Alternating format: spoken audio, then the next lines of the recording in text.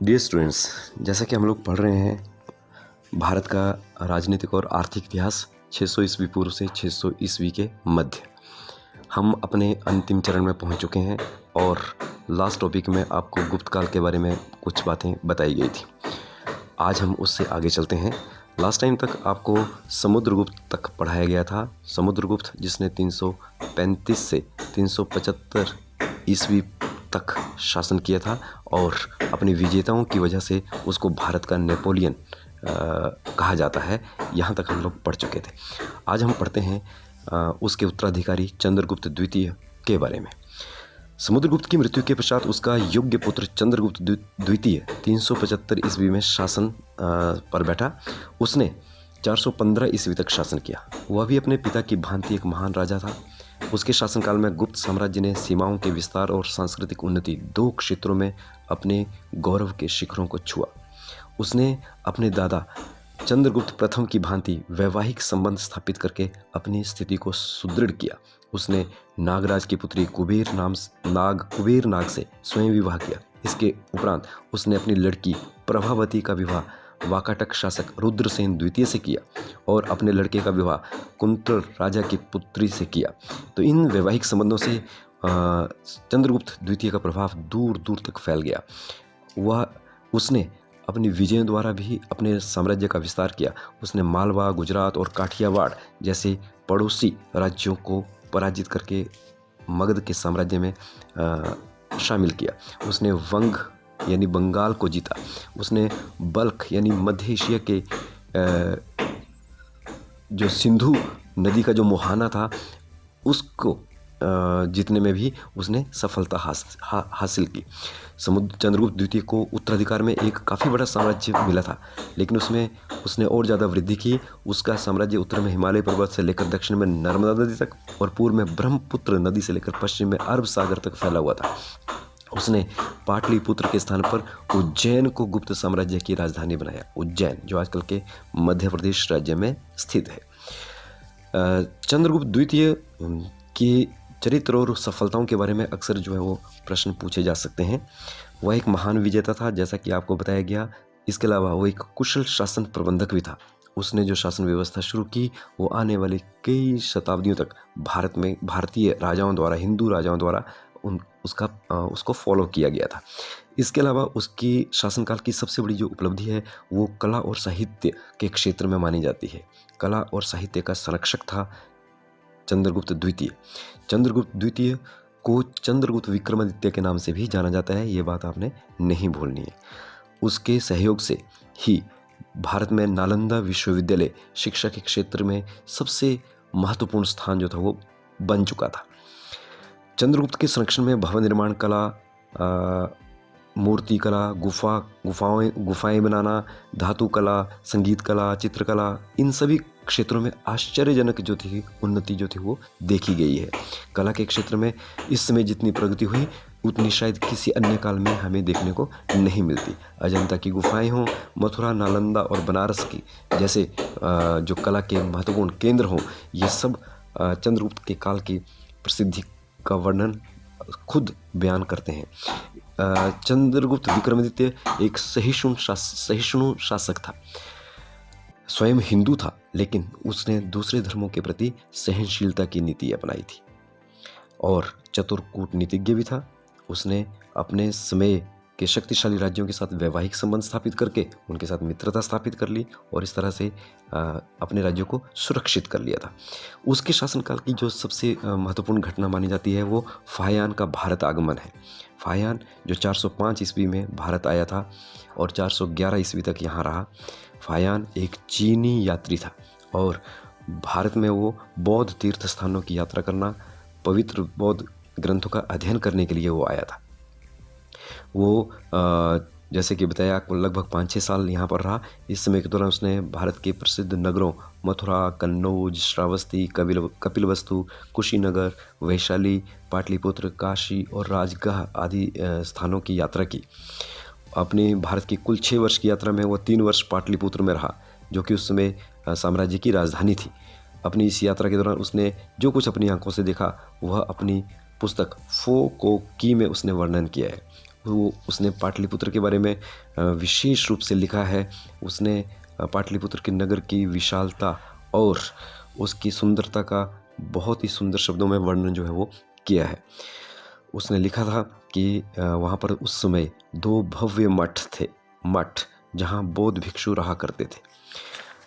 इसी तरह से फाहियान ने पाटलिपुत्र में अशोक के बने महल को देख कर के भी बड़ा आश्चर्य हुआ था।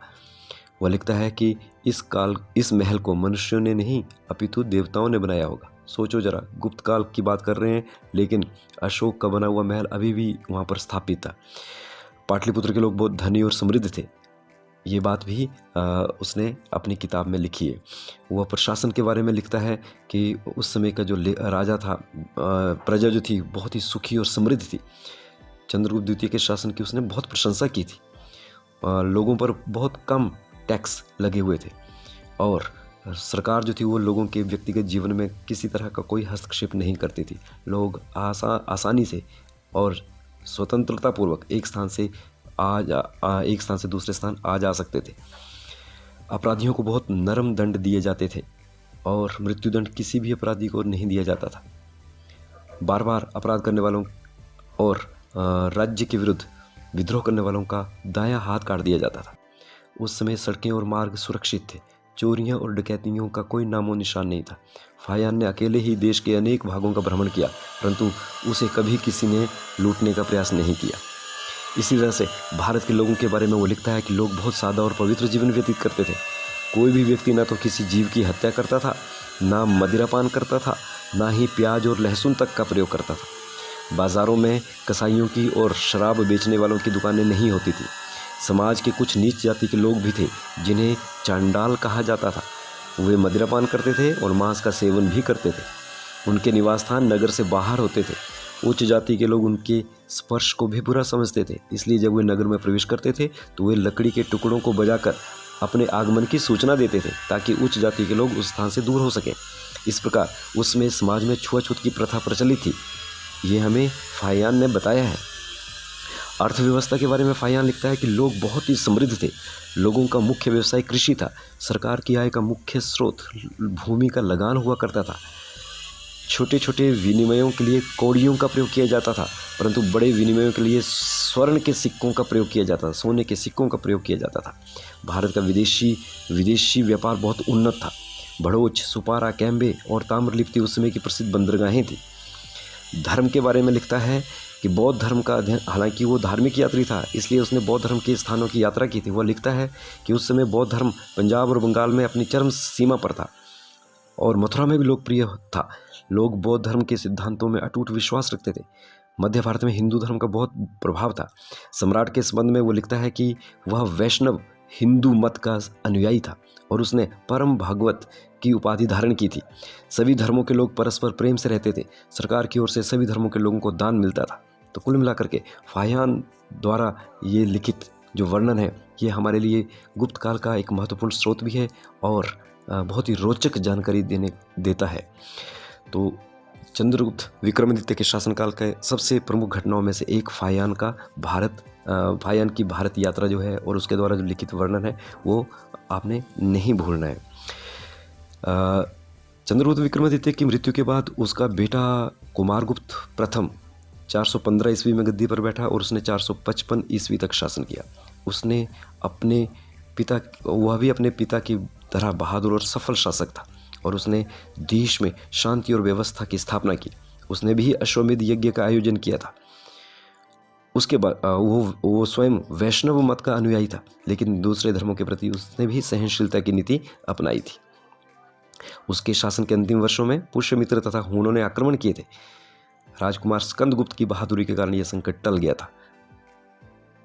तो कुमारगुप्त की मृत्यु के बाद उसका बेटा स्कंदगुप्त गद्दी पर बैठा, जिसने 455 ईस्वी से 467 ईस्वी तक शासन किया। स्कंदगुप्त का सिंहासन पर बैठना शांतिपूर्ण नहीं था। उसके शासनकाल की जो सबसे महत्वपूर्ण घटना थी वो थी हूणों के आक्रमण। हूण जो मध्य एशिया के एक असभ्य, लड़ाकू और निर्दयी जाति के रूप में जाने जाते थे। वे चीन देश की सीमा पर रहते थे। धीरे धीरे चीन देश की सीमाओं में वृद्धि के कारण, वहाँ की जलवायु के खराब होने के कारण वो उनको अपना निवास स्थान छोड़ना पड़ा और ये लोग वहाँ से भारत की ओर एक मतलब अलग अलग शाखाओं में बंट गए और उनकी एक शाखा भारत की ओर आ गई। जो शाखा यूरोप की तरफ गई वो अश्वेत ब्लैक हूण कहलाए और जो भारत की तरफ आए वो श्वेत हूण कहलाए। अपने आक्रमणों के दौरान इन हूणों ने जिस ओर भी मुंह किया उस ओर भारी लूटपाट और विनाश किया। वे स्त्रियों को अपमानित करके, बच्चों और बूढ़ों की हत्या करके और मकानों को आग लगा करके बहुत प्रसन्न होते थे। उनकी भयानक चीखें सुनकर लोगों में दहशत फैल जाती थी। हूणों ने पहली बार भारत पर 455 ईस्वी में शासन किया था और उसके बाद 467 ईस्वी के बाद भारत पर बार बार आक्रमण किए। जब तक स्कंदगुप्त का शासन था, स्कंदगुप्त ने उनको करारी हार जो थी वो दी थी और इतनी बुरी तरह से उनको पराजित किया था कि वो अगले 50 वर्षों तक भारत पर आक्रमण करने का साहस नहीं कर पाए। लेकिन हूण अपनी पराजयों का प्रतिशोध लेने के लिए किसी स्वर्ण अवसर की तलाश में थे। उन्होंने अपने नेता तोरमान के नेतृत्व में भारत पर फिर से आक्रमण करने शुरू कर दिए। ये आक्रमण 500 ईस्वी के लगभग आरंभ किए गए थे। तब तक स्कंदगुप्त की मृत्यु हो चुकी थी और शीघ्र ही हूणों ने पंजाब, राजस्थान, कश्मीर, उत्तर प्रदेश के कुछ भागों पर अधिकार कर लिया। 510 ईस्वी तक पहुँचते पहुँचते उन्होंने भारत का एक काफ़ी बड़ा हिस्सा जो था वो जीत लिया था। 510 ईस्वी में तोरमान ने गुप्त शासक भानुगुप्त के सेनापति गोपराज को एरण नामक स्थान पर कड़ी पराजय दी। फलस्वरूप हूणों का मालवा पर भी अधिकार हो गया।